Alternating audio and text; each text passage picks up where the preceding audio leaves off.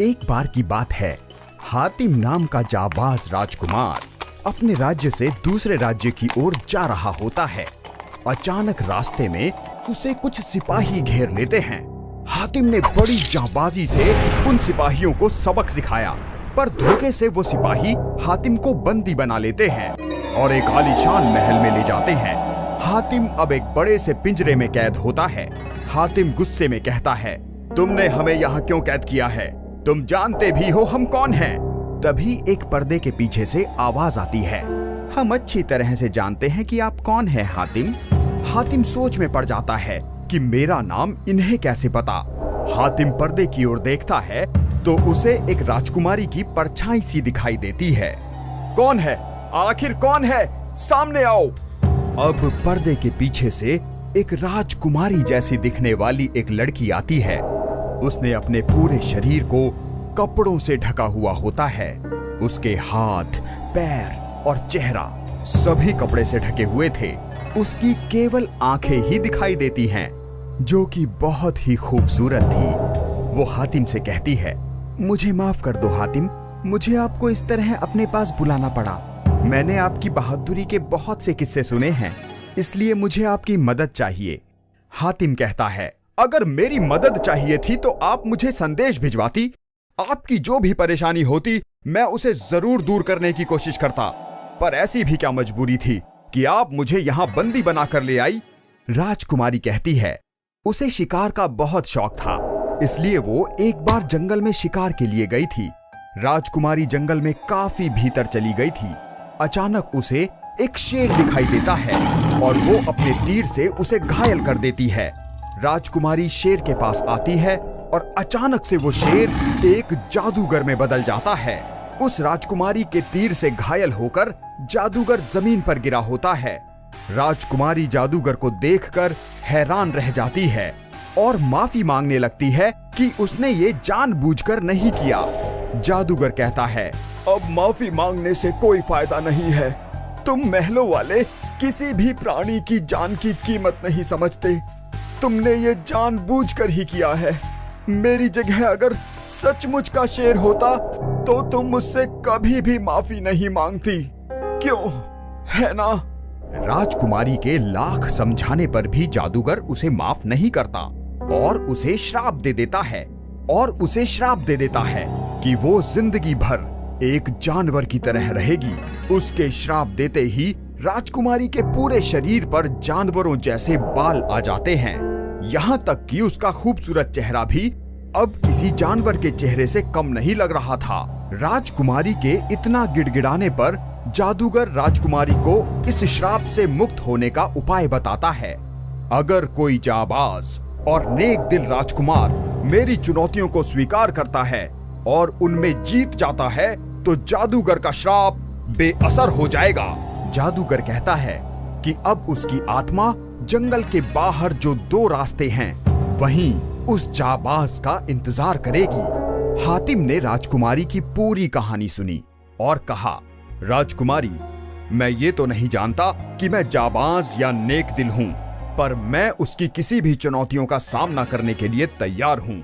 वहीं एक और राजकुमारी के कुछ सैनिक जोरावर नाम के राजा को राजकुमारी के पास लाते हैं। दरअसल जोरावर का ये दावा था कि वो राजकुमारी को इस श्राप से मुक्ति दिला सकता है, पर वो ये शर्त रखता है कि श्राप के खत्म होने के बाद राजकुमारी को जोरावर के साथ शादी करनी होगी और अपना राज्य जोरावर को सौंपना होगा। राजकुमारी जोरावर की शर्तों को मान लेती है और हातिम से कहती है कि क्या वो अब भी उस जंगल वाले 2 रास्ते पर जाना चाहता है। हातिम कहता है, मुझे ना ही आपसे शादी करनी है और ना ही आपका राज्य चाहिए। मैं बस चाहता हूँ कि आप इस श्राप से मुक्त हो जाएं। हातिम राजकुमारी का चेहरा देखना चाहता था, पर राजकुमारी कहती है कि आप इस चेहरे को नहीं देख पाएंगे। पर हातिम के इतना कहने पर राजकुमारी ने अपने चेहरे से नकाब हटा दिया। सभी सिपाही राजकुमारी का चेहरा देख अपनी आंखें बंद कर लेते हैं। जोरावर मन में कहता है, क्या भयानक सूरत है, पर मुझे क्या, एक बार राजकुमारी से शादी हो जाए और उसके बाद इस राज्य और सारे खजाने पर मेरा कब्जा होगा। हातिम कहता है, ऊपर वाले की बनाई गई हर चीज खूबसूरत है राजकुमारी, और मैं आपकी आंखों में पछतावे के आंसू देख सकता हूँ। अब आप सच में खूबसूरत हैं। राजकुमारी को हातिम की बातें सुनकर बेहद खुशी हुई। जोरावर और हातिम जंगल की ओर निकल पड़ते हैं। चलते चलते उन दो रास्तों के पास पहुंचते हैं। तभी वहां उस जादूगर की आत्मा उन दोनों के सामने आ जाती है। तुम दो भी आ गए, तुम भी मारे जाओगे, जोरावर कहता है। वो तो वक्त ही बताएगा, जादूगर कहता है। तुम दोनों को इन दो रास्तों में से एक रास्ता चुनना है। इन दो रास्तों के अंत में खजाना छुपा है। उस खजाने को तुम्हें हासिल करना है। एक रास्ते पर मेहनत, दुख, तकलीफ है और काफी संघर्ष के बाद खजाना मिलेगा। और उस रास्ते पर सच्चाई से ही जीता जा सकता है। वो सच्चाई का रास्ता है। और दूसरे रास्ते पर बुराई और लालच है। पर खजाना आसानी से मिल सकता है और वो रास्ता बुराई का रास्ता है। जो तुम दोनों में से जिंदा बचेगा उसे खजाना लेकर मेरे पास आना है। अब जोरावर सोचता है, जब खजाना ही लेना है तो मैं इतनी मेहनत क्यों करूं? इसलिए बुराई का रास्ता ही अच्छा है। और जोरावर बुराई के रास्ते पर चल पड़ता है। इससे पहले कि आप कहानी में खो जाएं, हिंदी स्टोरी बॉक्स चैनल को सब्सक्राइब करें और वीडियो लाइक करना न भूलें। अब कहानी शुरू करते हैं। हातिम कहता है, चाहे जो भी हो, मैं कभी सच्चाई का रास्ता नहीं छोड़ूंगा। और इसलिए हातिम सच्चाई के रास्ते पर निकल पड़ता है। हातिम रास्ते पर चल रहा होता है कि तभी उसे एक बूढ़ा दिखाई देता है। वो बूढ़ा हातिम के पास आता है और कहता है, तुम खजाने की तलाश में आए हो और उस जादूगर ने तुम्हें यहाँ भेजा है। क्या तुम्हें नहीं पता कि सच्चाई के रास्ते पर बहुत मेहनत और दुख झेलना पड़ता है? हातिम कहता है, मुझे पता है बाबा, मैं कभी सच्चाई का साथ नहीं छोड़ सकता, चाहे जो भी हो। बूढ़ा कहता है, तुम नेक दिल इंसान लगते हो, पर तुम्हें अगर खजाना चाहिए तो तुम्हें 3 दिन तक मेरे खेत में जुताई करनी होगी, चाहे मौसम कैसा भी हो, और तुम्हें तकलीफ भी हो सकती है। यहाँ दूसरी ओर जोरावर रास्ते पर चल रहा होता है। उसे रास्ते पर एक राक्षस मिलता है। राक्षस जोरावर से कहता है, मैं तुम्हें खजाना कहाँ है ये बता सकता हूँ, पर उसके लिए तुम्हें एक वचन देना होगा। जोरावर ने पूछा, कैसा वचन? राक्षस कहता है, जब तुम्हें खजाना मिल जाएगा तब तुम्हें मुझे अपने शरीर का एक अंग दान में देना होगा। जोरावर के एक हाथ में 6 उंगलियां थी। वो मन में सोचता है, इतना खजाना, राजकुमारी का राज और राज्य का खजाना, इन सब के बदले में मैं अपनी एक उंगली को दान में दे दूं तो कोई नुकसान नहीं है। जोरावर राक्षस की बात मान जाता है और वचन दे देता है, ठीक है, मैं अपने शरीर का अंग दान में दे दूंगा। यहाँ दूसरी ओर हातिम खेत में जुताई करना शुरू कर देता है। इतने में वहाँ तेज बारिश और तूफान भी आ जाता है। मौसम की वजह से हातिम की तबीयत खराब हो जाती है, लेकिन हातिम अपना काम करता रहता है। अब आखिरी दिन होता है। वहाँ पर अचानक से तेज तूफान आ जाता है। हातिम तेज तूफान में फंस जाता है और जैसे ही मौसम ठीक होता है, हातिम उस खजाने के पास पहुँच जाता है। तभी वहाँ वो बूढ़ा व्यक्ति आ जाता है और हातिम से कहता है, हातिम, तुमने सारी चुनौतियों का डटकर सामना किया है, इसलिए तुम इस खजाने के असली हकदार हो। हातिम बूढ़े व्यक्ति का धन्यवाद करता है और खजाना लेकर वहां से चल पड़ता है। वहीं दूसरी ओर शर्त के अनुसार उस राक्षस ने जोरावर को खजाना कहाँ है ये बता दिया था, जिससे कि बिना मेहनत किए उसे खजाना मिल जाता है। जोरावर राक्षस से कहता है, तुम्हारा बहुत बहुत धन्यवाद। राक्षस ने कहा, अब तुम्हें वादे के मुताबिक शरीर का एक एक अंग दान में देना होगा। क्या? एक एक अंग? अरे तुमने तो कहा था शरीर का केवल एक ही अंग दान में देना होगा। नहीं, ध्यान से मेरी बात याद करो। जब तुम्हें खजाना मिल जाएगा तब तुम्हें मुझे अपने शरीर का एक एक अंग दान में देना होगा। जोरावर को अब समझ आता है कि उसने लालच में आकर ठीक से उस राक्षस की बात नहीं सुनी थी। राक्षस ने सबसे पहले जोरावर की आंखें निकाली और फिर उसके एक एक हाथ और पैर निकाल लिए। वो पूरे जंगल में भटकता रहा और अंत में उसकी मौत हो गई। अब हातिम जादूगर के पास पहुंचता है। जादूगर हातिम के पास खजाना देख प्रसन्न होता है और वहां महल में राजकुमारी का श्राप खत्म हो जाता है और वो पहले जैसी सुंदर राजकुमारी बन जाती है। राजकुमारी हातिम से शादी करना चाहती थी, पर हातिम ने कहा उसने ये सब किसी इनाम के लालच में नहीं किया, वो सब उसने राजकुमारी की खुशी के लिए किया है। इतना कहकर हातिम वहां से चल पड़ता है। इस कहानी से हमें ये शिक्षा मिलती है कि हम हमेशा सत्य के रास्ते को ही चुनें और मेहनत और ईमानदारी का साथ कभी ना छोड़ें।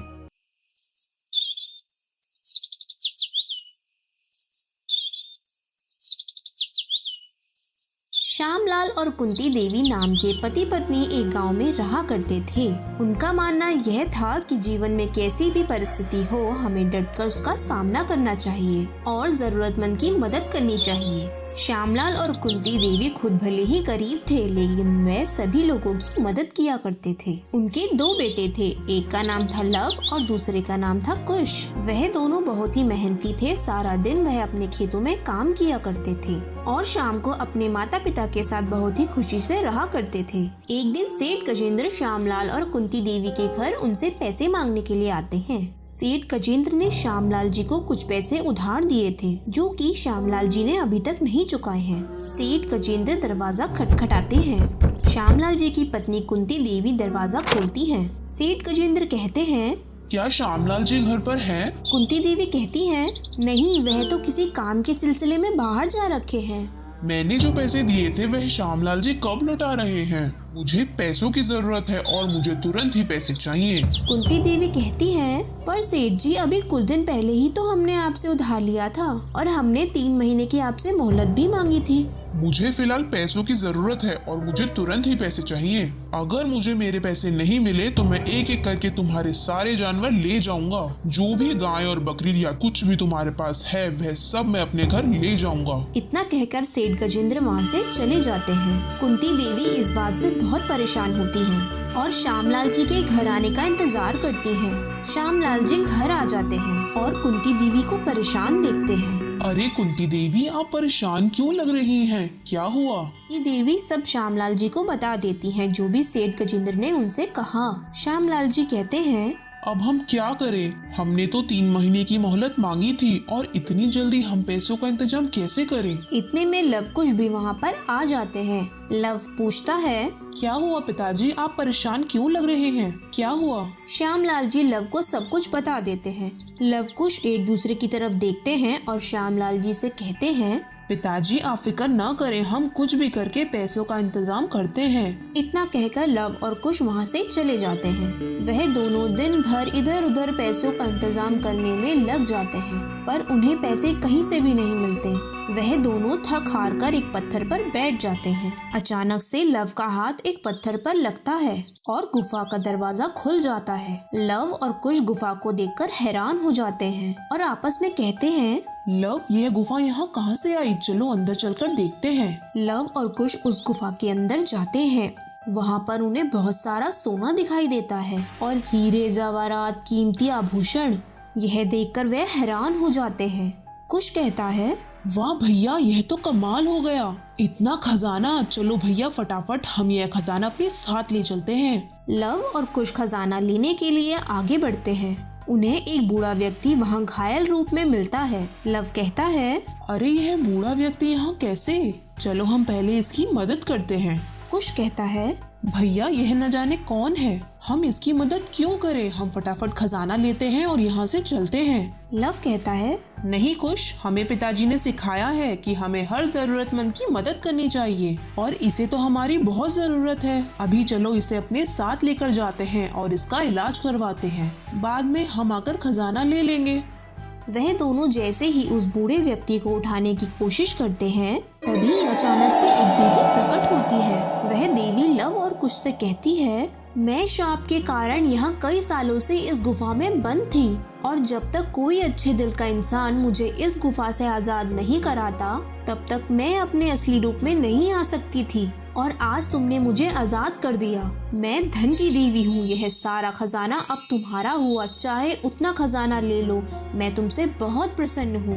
अब लव और कुश खजाना लेकर अपने घर आते हैं और अपने माँ पिताजी को खजाने के बारे में और उस देवी के बारे में बताते हैं कि कैसे उन्होंने उस देवी की मदद की और बदले में उन्हें यह खजाना मिला। लव और कुश के माता पिता श्यामलाल जी और कुंती देवी बहुत प्रसन्न होते हैं। शिक्षा, अगर आप अच्छे मन से किसी की मदद करते हैं तो भगवान भी आपके साथ होता है, इसलिए किसी भी परिस्थिति में दया का भाव रखना जरूरी है। इस कहानी का कौन सा भाग आपको सबसे ज्यादा पसंद आया, नीचे कमेंट करके जरूर बताएं। अगर आप चाहते हैं कि आपकी कहानी हिंदी स्टोरी बॉक्स पर दिखाई जाए तो आप हमें अपनी कहानी भेज सकते हैं। जिसकी कहानी हमें सबसे अच्छी लगेगी हम अगली कहानी वही दिखाएंगे। ऐसे ही मजेदार कहानियाँ देखने के लिए यहाँ क्लिक करें। मिलते हैं अगली कहानी में।